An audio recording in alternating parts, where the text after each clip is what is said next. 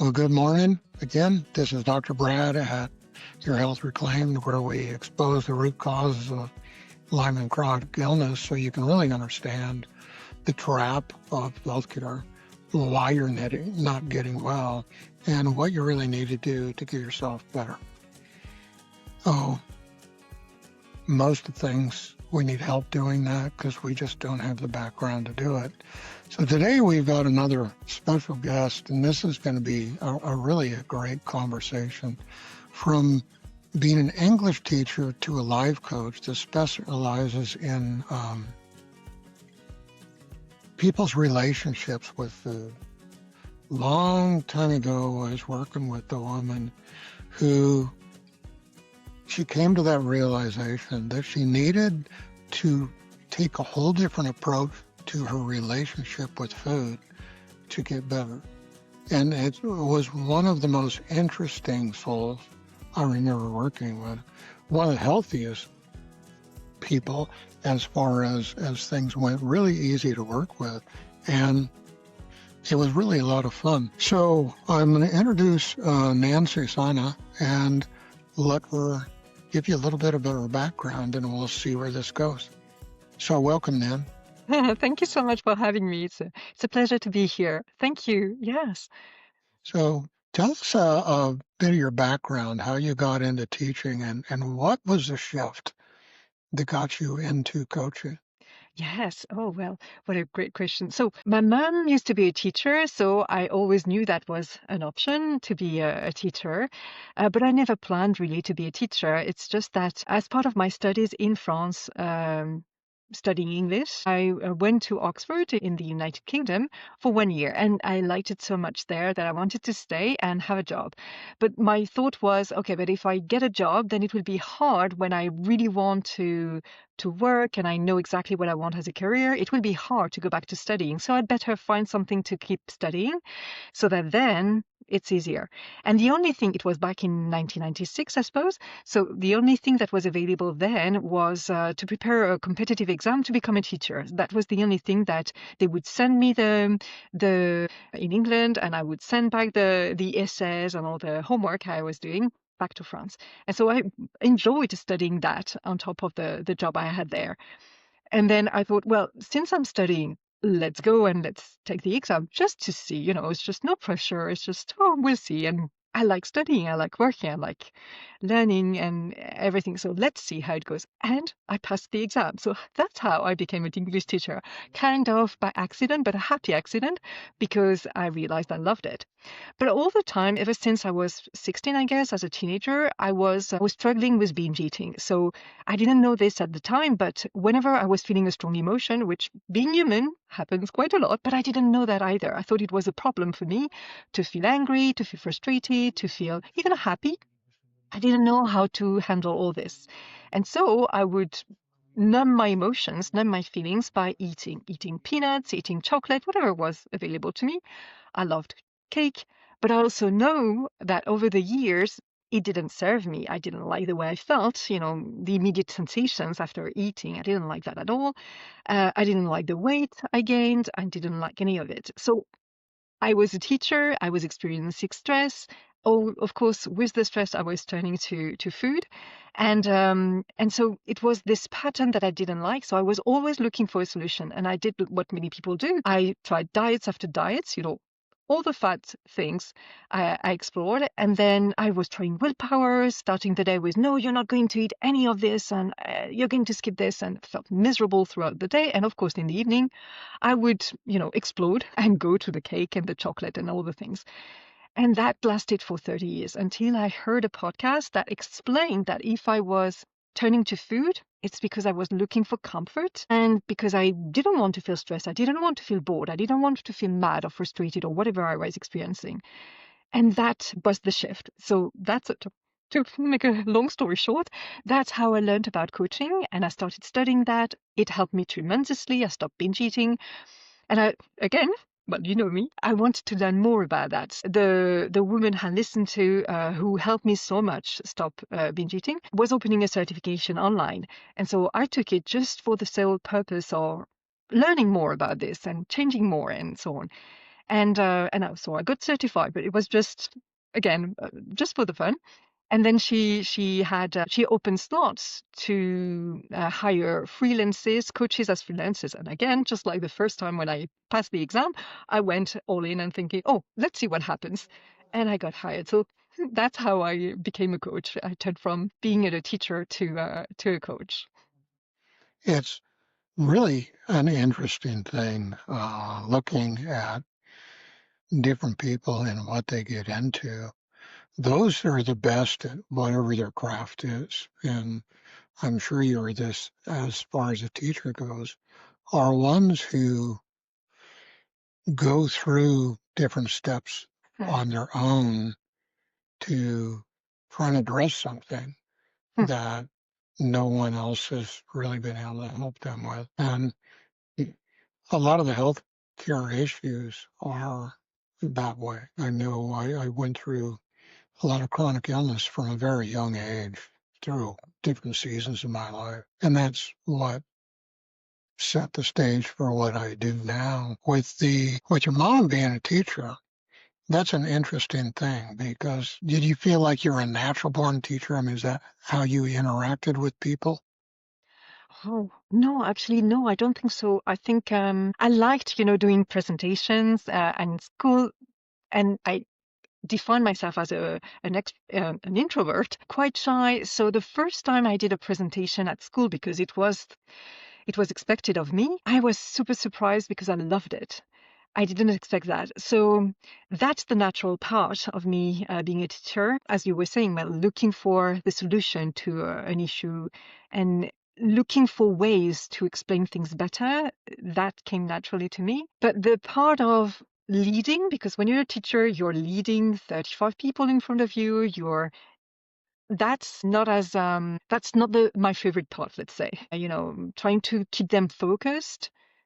Well, I don't know about other teachers, but I think that's quite the hardest part. Yeah, but in both, you are you have this conundrum, this problem in front of you True, that true. needs to be resolved. What age did you teach back then? So, well, mostly teenagers, so young teenagers from 11 to 15. And then when I quit teaching, I was teaching, they were between 16 and young adults, so maybe up to 22 in a kind of business school. Oh, okay. So it wasn't like a public high school or something like that. This was a school that people wanted to be in. Well, it was still a public school and they did want to be in the school. That's true. Yes, they applied to be in that school to learn about what we were teaching. Yeah, I'm just saying it with a, what do you say, a little bit of salt. That's a Uh-huh. word phrase, because English in that school was not the main thing. So they wanted to be in that school, but to learn about accountancy, to learn about banking, to learn about that kind of stuff. I'm not so sure most of them were really eager to learn English, but that was part of the curriculum. Right. And it's one of those things that I don't know if universal language is a proper word for it, Mm, but it's very important in an international community to be able to speak with people. I don't know in English, and I'm not sure if that's because America's such a big country with such a huge world influence. The UK certainly is a big world influence. It's not a big landmass, but it's a big world influence. And if you spent time in the UK, they talk totally different in the UK than they do in America. You go to different regions in America, there's languages that vary a lot. Like people way down from Louisiana, you got people from New York, you got people from California. They communicate in totally different ways. mm. So, and Australia is a whole nother language too. That's true. And I don't know if New Zealand is primarily English speaking, is it? I think so. I think so. Okay. So each one of those, there may be a basic language, but there's a lot of difference from one to the other. That's true. And I think that is a very unnatural transition to go from juggling all of those different dialects within that and trying to meet people where they're at to switching in a different way to meet people where they're at. But when you switched, those are people who are really looking for an answer. Right, exactly. Yes. So you can feel the motivation of people, reaching out to me because they want to stop binge eating, they want to stop emotional eating, which is not what I was always having in front of me with my students. Absolutely, yes. But I agree with you. Yeah, meeting people where they are, that's really important. To start where they are. I like to use the analogy of when you can't win a race if you don't start where you are with the starting block. It's perfectly okay. It's perfectly normal to be where you are, and we can go there, but one Yeah, step at a time. it's in school. Oftentimes it's a captive audience. And I remember when I went to college, we had to take English, and I was a little more than a little, I was upset about that. To me, it was a waste of time.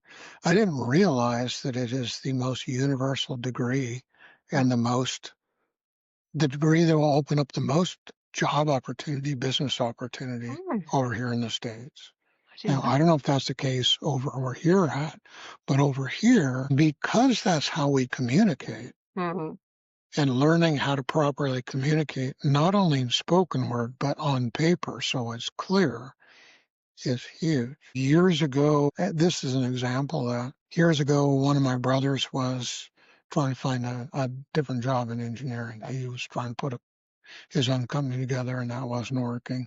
So I told him to send me his resume, and I'd tweak it and see what to do with it. And he didn't have any school education. It was all working on projects and all that. And he was one of the most published engineers out there with everything, but he had no degree. And you look at a typical resume, everybody starts with their education, which in business, no one's looking for what your grades were. Absolutely no one. So I took his and I just flipped it completely upside down. He read it and he goes, man, this is wild what you did with this, but I don't know if I should ever use this. And it was a few months later, he called me up and he said, hey, remember that resume you gave me? I said, yeah. He said, well, by accident, I sent it off to somebody. And I said, well, a resume only has one job. That's it. Do you know what it is? And people think it's get work. No, it's not. It's to get an interview. So a good resume gets you an interview. A really good one gets you one right now.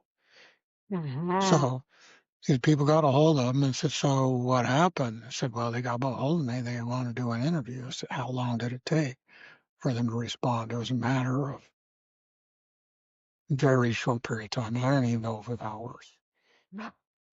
And they wanted an interview right away. I said, well, that lets you know how good it is.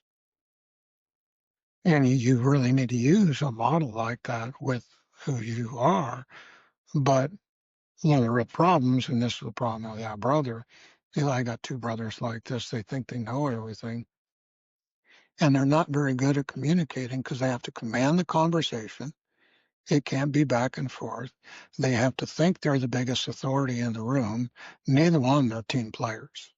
They're going to do their own thing. And so you're going to shoot yourself in your own foot because you don't want to take any counsel on how to go about the interview. But I did my job, and he was trying to get a job in aeronautical engineering, which he designed his own airplane. He designed his own props. The NASA had done a bunch of testing on his props, and they realized their old math was wrong because they didn't have a good model. They thought that the props that were being made were like 90+% efficient, and his prop proved they were only 60. Wow. So, he did a whole bunch of things and all that. And I started his resume with a bumblebee still continues to defy all aeronautical engineering. Mm. Aeronautical engineering says it cannot fly. And yet it flies, it carries a big load, it does all. I started off with something like that just to grab people's Right. attention. Then I got into some other stuff. And with teaching, you have to do something to grab people's attention, Mm. especially in a captive audience. In the situation you were in, do they have a set curriculum or did you have a lot of liberty to do what you wanted? Well, both, both. There was a curriculum, but within the curriculum, I could choose to have them study this article or that article, so long as I made them study that bunch of words or based on that topic. Yes. And I like that. I really like this freedom of choosing or being creative. That Hmm. was really fun. But I like your story that the power of words, whether it's English or another language, is just that we can influence people with how we use the words, how we captivate them, and that's also what I see in coaching is that you can change the way you talk to yourself, and that can change the way you feel and your behavior. So I love your story, how yeah, a tweak Hmm. and a resume sent by mistake can have an impact. I love that. Yeah, and you're doing that in front of people in the classroom to make the shift to do that Mm, with individuals where you no longer have a captive audience, you have a seeking one. The right. dynamics are Oh, completely different, are they not? totally, totally. Yes. So, what kind of diets did you try that failed, Mm, and why do you think they failed? yeah. Yeah. So what I did, so I thought being a vegetarian was the solution to everything. So I became a vegetarian. Of course, didn't solve anything. Yeah, I went raw for 1 month. So I ate only raw food, which means that I had vegetables, fruit Hmm. and vegetables. That was the basis. I loved it because it was so fun to discover new vegetables, new fruit that I'd never heard of before, and going, on a treasure hunt in Paris and looking at the different districts about the different ethnic marketplaces and finding new species of fruit and vegetables. That was fun. But of course, Now, are your markets more like the open air things where each vendor has just a small amount of things? yes, And absolutely, like yes. one might just have citrus, another one might have cucumbers and zucchini, something along that line. Right, yes. They usually have not just one specific item, but that's what it is. It can be quite Yeah, small. Yes, so those I'd say that. those are such quaint, community-oriented, Mm. communicative ways to market that we just don't see Hmm. over here, unless you go to farmers market. Right, I think so. Yes, that's more or less the equivalent. Yes. So yeah, So, so that's what I was doing. And it's always interesting. We do a lot with diet, a lot, and I've worked with a fair amount of people that think they're vegetarians. When you were doing a vegetarian diet, did you understand how to balance your proteins? when I learned about that. I read books. I looked for ways to do that. Yes, and I learned that yes, there are ways to combine different types of food to do that. But that to answer your second question, all the diets that I tried couldn't work because I was still miserable at the end of the day, feeling stressed, and after having told myself, no, no, no, you're not going to have any other food, and then I would still end up in the ice cream, in the peanut butter or whatever, because I think that I was looking to change my food to feel better physically and emotionally, but food can never change our mood. We think it does, but it could never work. So at the end of the day, I was still eating what I knew was not good for me. So I think that what I was using was really willpower, thinking that I could force myself to eat a certain way instead of another. And that could never work if it was like having a little dictator within my brain, and that felt terrible. So that didn't work. So, question with that, Hmm. Is most of your food supply grown in France, or does it come from around the world? Well, the food supplies that are accessible in France are coming from a lot of different countries. Some are French grown. And I must say, I don't really pay attention to where it's coming from. I know people do. I know my parents pay attention to that, but I don't really. So, but I know. Is most the sources Mediterranean, or is it more global? I think it's mostly Mediterranean. Okay. Mm, Okay. So you're getting a food base that's a lot cleaner than we have available here, okay. Australia, or New Zealand. Okay. The I visited Australia a while ago, and I was shocked.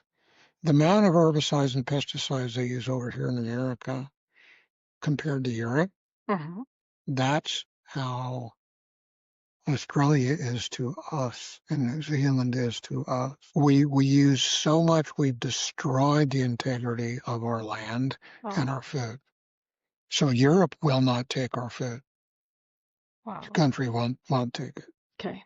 Okay. because it's too toxic. Russia did a study on American corn, and they found that it increased the cancer rate 4 to 7 times. They Oh, outlawed it.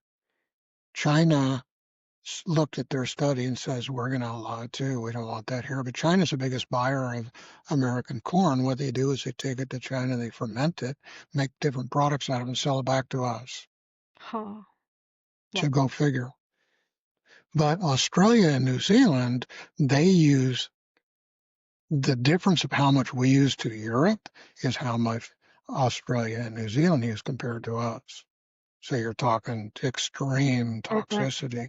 And that's one of the things that causes all these food reactions Mm-hmm. that isn't talked about much, not a lot of people understand.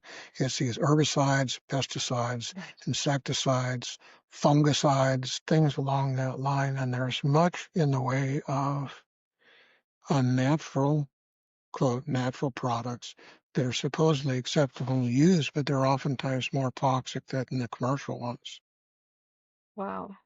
So one of the things that's a hallmark in trying to find clean food Mm-hmm. is if you go in small markets like that, you ask about the farming techniques and how they feed their plants. If they bite on that and they tell you how they feed the plants, they don't know what they're doing, and you don't want to buy it. Mm-hmm. If they talk about, oh, we don't feed our plants, we feed our soil, they they know what they're talking about, and that's who you want to deal with. And the interesting thing, people that know how to feed the soil, their plants grow in a nutrient-rich soil, and they don't have the bug and the disease pressure. So they don't need Yeah. all the sprays, which that's more the approach that Europe has had. Mm-hmm. There's very interesting things. My wife was raised by her dad was a soil genius, and he used to teach master gardeners when my wife was really young. There's a lot of techniques the French came up with, especially during the wartime, Okay. that was, I think they call it intensive gardening. Okay.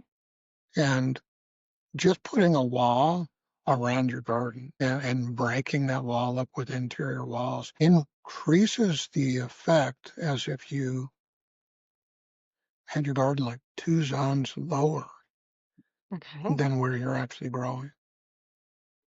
They did different things where they would put fermentable things in the soil so that would generate warmth so they could grow things during the wintertime. Mm-mm. And they started using row covers to keep that heat in. They'd feed it down with horse manure, which is really hot, creates a lot of heat. They do all kinds of things like Mm-mm. that. Are you ever out in the community there to see how they're growing? This one's getting a little bit long, so we're going to cut this one short right here and continue this on the next episode.